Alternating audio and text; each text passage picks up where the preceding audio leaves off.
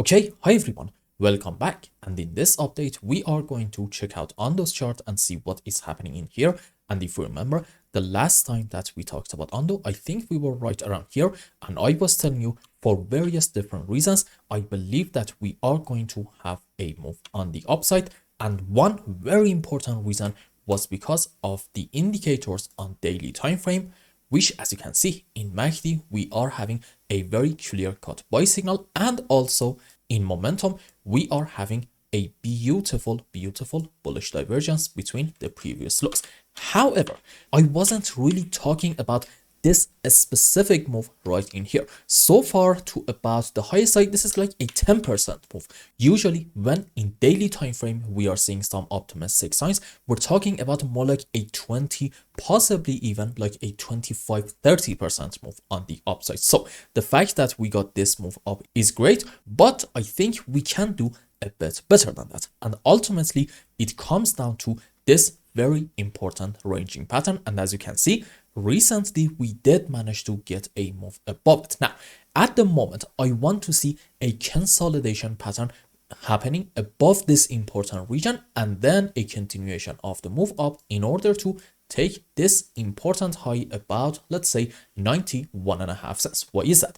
Because if we do this, at that point, we can say it with a lot of confidence that this pattern is indeed confirmed and we are going to continue our uptrend. On the other hand, if we get a move down from the current point and we do something like this, we are going to at that point say, you know what, this was just a simple fake out and it doesn't really count. So what you want to see in Ondo is a consolidation above the higher band of the region and then another move up. And what is the target going to be? Let's put the chart. No, it is actually already on regular scale and we need to measure the height of our pattern from here to about this point and put it at our breaking point. Okay, that will give you about like $1 Ondo, which means from here we can expect at least another 10 to potentially even 15% move on the upside. And by the way, I want to be very clear.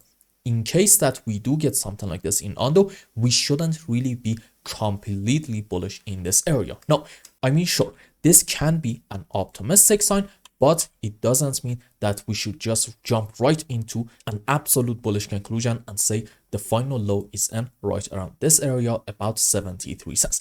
I would like to suggest, let's just wait and see this one happening. And then we are going to take it step by step and see where we go from there. If from here we get a very strong move in order to take all these lows, that is going to definitely be a bearish sign, indicating that we are having in here a corrective movement up into wave 4, and then we are going to have probably another move down into wave 5 in order to possibly take the lowest low down here about 73 cents, and then that will be it, our final low, and we can start from there the next phase of the bull run. On the other hand, if we do a consolidation in here and then we get another move up, fair enough, that is going to be a great sign suggesting the bottom is in. But again, even right in here, I promise you it's not going to be a buy opportunity in Ondo, and basically we will cross that bridge when we get to it. So for now, all eyes on the current move in the short term, maybe on like 30-minute time frame, and see, are we going to consolidate above here and then get another move up in order to take this high about 91.5 cents or not?